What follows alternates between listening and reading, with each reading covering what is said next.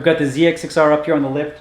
The CB650 is finally rideable, so I was able to back it down and set it aside so that I could pull some of the other bikes up onto the lift and catch up on some of the projects that have been lining up while I've been doing the 650 bike.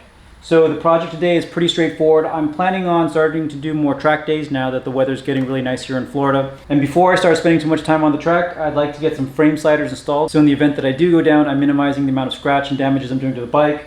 Plus the frame sliders also help protect your leg if you're on a low side and slide out for a little while. So I ordered these Shogun Motorsports frame sliders. This is the no-cut version, so it should be pretty straightforward and just a bolt on. We'll open up the box and get going. So again, here's the box. The model that I have here is the 7504459 no-cut. And it's pretty simple. It comes with 2 frame sliders, 1 for each side, and a couple of bolts. So let's get it on and see what it looks like. So these pieces appear to be made out of a Delrin material with aluminum inserts. They're very lightweight though. I just weighed them. The pair together were 262 grams, so I guess that's just about under half a pound of weight that we're adding to the bike. There isn't a manual in the box, but online it says that the longer one is the left one. This seems longer, and it looks like this cutout is to clear this part of the frame. You're going to take out this engine bolt first, and then the new bolt threads through, and you tighten it up. The Shogun manual says to use the factory specs for torque for the engine bolt. For this bike, it's 32 foot-pounds, so I'm going to back this out, put in the new one, torque it down, and then do the other side. It's a 14 millimeter nut.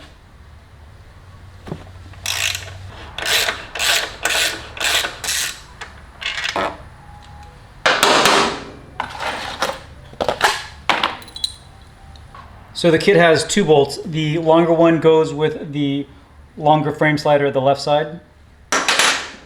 So that just threads through this way. The Allen key is an 8 millimeter bolt.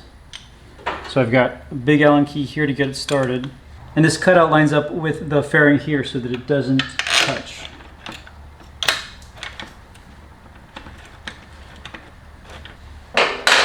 And then the torque rating is 32 foot-pounds, so I have an assortment of pieces here, my 3/8 torque wrench with a short extension, and then I only have a 1/4 inch Allen key, but that's the 8 millimeter fitting, so let me adjust this to 32 pounds.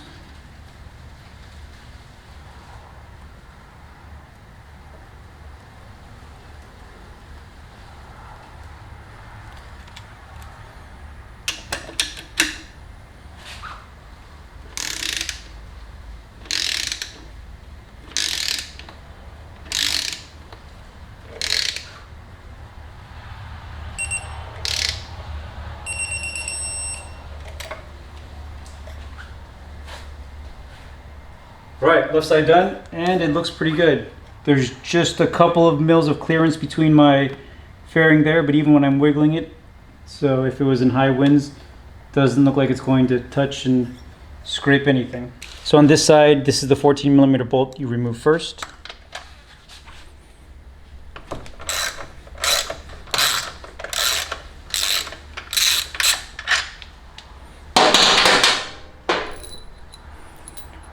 The Allen bolt with washer threads through the slider, and this one has a little bit of bolt showing through here before it gets to the threads, the same way that the factory one had some area before you got to the threads.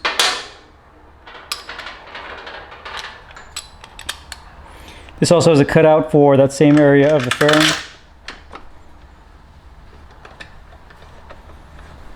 And then torque it down to 32 foot-pounds.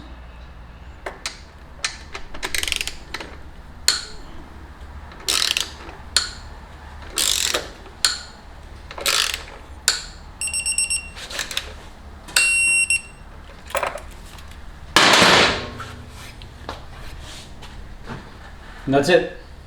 All right, so that was a really simple install, and these have a really clean look. I really like the styling. I also like that there was no cutting required for the fairings, and hopefully I never need to use them, but I like the added insurance in case I ever do.